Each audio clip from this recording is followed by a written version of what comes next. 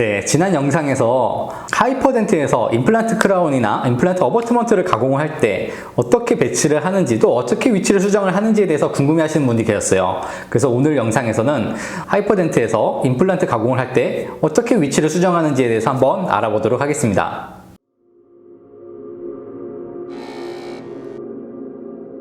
하이퍼덴트에서 여러분이 디자인한 크라운이나 브릿지 같은 거를 불러왔을 때 대부분은 자동으로 배치가 됩니다. 블럭 안에. 그렇게 하기 위해서는 여러분이 디자인한 폴더 안에 인포 파일이 있어야 되죠. 컨스트럭션 인포 파일이 있어야 되는데 임플란트 크라운은 이 인포 파일이 있는데도 불구하고 그 위치가 자동으로 잘 안 들어갈 때가 있어요. 그럴 때는 수동으로 배치를 해줘야만 정확한 마진을 얻을 수 있게 됩니다. 자, 그래서 오늘은 어떤 식으로 임플란트를 정확한 위치에 배치를 하는지에 대해서 한번 알아보도록 하겠습니다. 네, 여러분 이제 화면에 하이퍼덴트를 처음 열면은 이런 모습이 보이실 거예요. 자, 이제 어버트먼트를 불러오기 위한 순서대로 한번 진행을 해보도록 하겠습니다. 첫 번째, 머신을 선택을 해야겠죠?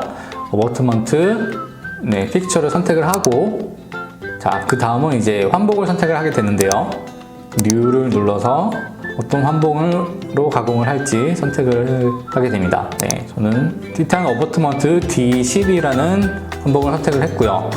그 다음에 슬롯은 3번 슬롯에다가 놓고 가공을 하겠습니다. OK 버튼을 누르면은 이제 3번 슬롯에 제가 선택한 환봉이 딱 이렇게 들어가게 되죠. 그 다음 이제 어떤 걸 가공할지 엑셀 파일을 불러오게 됩니다. 가공을 할 엑셀 파일을 선택을 해주시고요. 열기 버튼을 누르면 이런 식으로 내가 디자인한 어버트먼트가 환봉 안에 쏙 들어오게 되죠.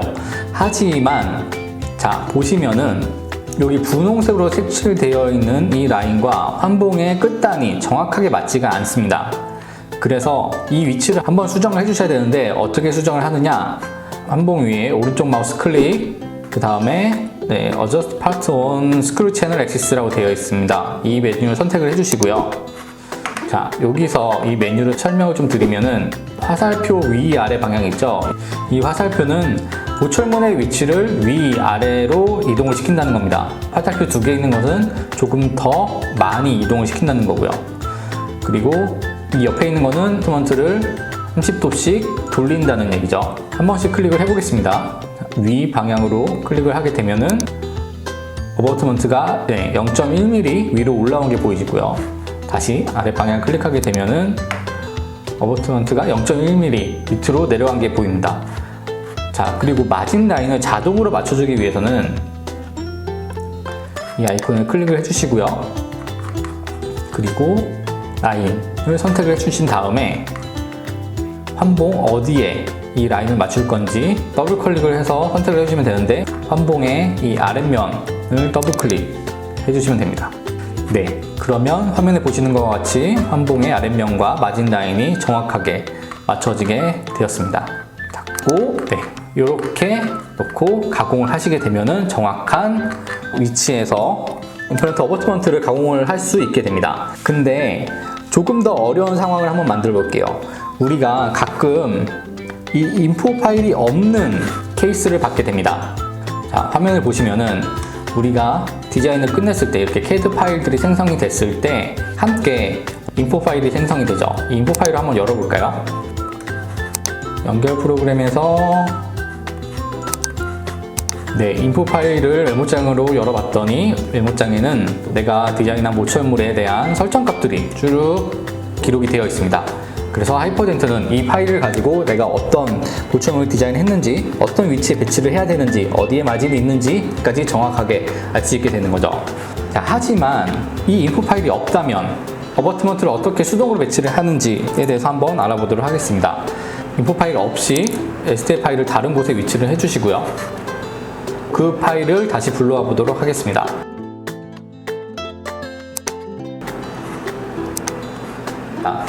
자, 이 STL 파일을 선택을 했더니 우측 하단에 보이는 타입이 코핑으로 되어 있습니다. 인포 파일이 없기 때문에 코핑으로 설정이 되어 있는 거죠. 그래서 이것을 다시 어버트먼트로 바꿔주시고요. 그 다음에 슬롯도 선택하게 되어 있는데 1번으로 예를 들어서 불러와 볼게요. 그리고 이거는 밀링 디렉션인데 일단은 닫고 그 다음에 이제 마진 라인을 선택하는 단계인데요. 어버트먼트 베이스의 마진 라인을 선택을 해주셔야 됩니다. 자, 일단은 자동으로 놓고 마진을 선택을 해볼게요. 클릭을 하게 되면은 네, 이머시 프로파일 라인에 이런 식으로 분홍색 라인이 생겼죠. 이렇게 마진 라인이 잡히면 안 되고요.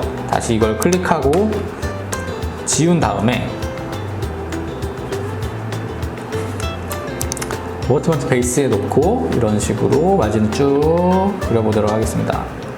그리다가 크라운을 돌려야 할 때는 한번 클릭해 주시고 다시 또 쭉 이어서 그리고 크라운을 돌려야 할 때는 왼쪽 마우스 클릭, 크라운을 돌려주시고 그려주시고 그다음에 왼쪽 마우스로 클릭, 오른쪽 마우스로 크라운을 돌려주시고 쭉 이어서 마지막에 한 번 더 클릭 하게 되면은 이렇게 마진 라인이 생성이 됩니다. 그 다음에 우리가 이머전시 마진 라인도 그려줘야겠죠. 이머전시 마진 라인은 자동으로 한번 설정을 해놓고 그려보겠습니다. 이머전시 마진 라인도 잘 설정이 되었고요. 그 다음 임플란트 인터페이스도 설정을 해줘야 되는데 여기는 임플란트 홀 안쪽에 세 점을 찍어서 이런 식으로 만들어줄 수 있습니다. 자, 다음 OK 버튼을 누르면 우리가 아까 1번 슬롯에다가 제가 갖다 놨었죠. 1번 슬롯에 있는 것을 3번으로 바꾸기 위해서는 오른쪽 마우스 클릭 리로케이트 파츠라고 되어 있어요. 네, 수정에 들어가서 3번 슬롯 선택하고 OK 버튼을 누르면 어버트먼트가 3번 슬롯 안으로 정확하게 들어오게 됩니다.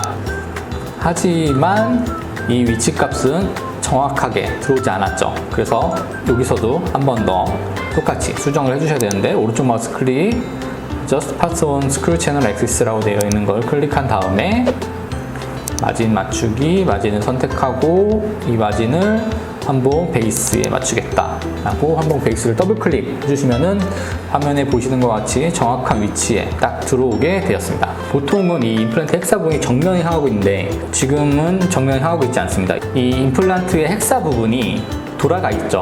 자, 이런 식으로 가공을 하게 되면 임플란트가 돌아가게 되죠. 정면이 어느 부분인지 확인을 하기 위해서는 이 탑뷰를 눌러주시면 이제 어느 부분이 정면인지 쉽게 확인됩니다.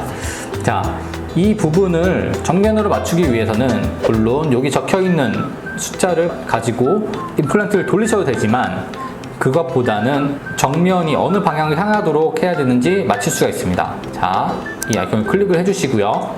그 다음에 임플란트의 이 평면 부분, 헥사의 평면 부분 선택한 다음에 정면이 어디인지 더블 클릭 한번 해주시면 됩니다. 그러면 정확한 위치에 임플란트 헥사 부분이 정면으로 오게 됩니다. 네, 보시는 바와 같이 정확한 면이 정면을 향하게 되었습니다. 자, 이렇게 배치를 해주셔야지만 임플란트가 정확한 위치에 들어갈 수 있게 됩니다. 닫기를 누른 다음에 템플릿을 선택해 주시고요. 계산 시작을 누르게 되면 이제 NC 파일이 생성되게 됩니다. 자, 근데 질문을 해주신 분이 어버트먼트를 환봉에 넣는 방법을 질문해 주신 게 아니라 스크류 리테인드 크라운을 어떻게 환봉 안에 넣는지에 대해서 질문을 해주셨어요. 스크류 리테인드 크라운을 어떻게 넣는지도 한번 같이 살펴보도록 하겠습니다. 네, 스크류 리테인드 크라운을 작업하기 위해서는 스크류 DB에서 치아 설정할 때 스크류 리테인드라고 설정을 해주시면 되고요.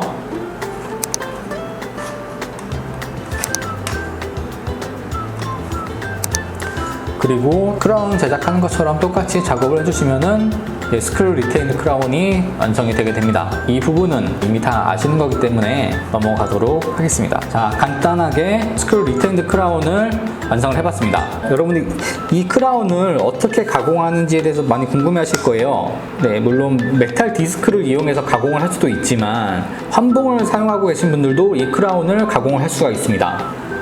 자, 저장을 하고 하이퍼덴트를 열어서 아까 했던 것과 똑같이 환봉을 한번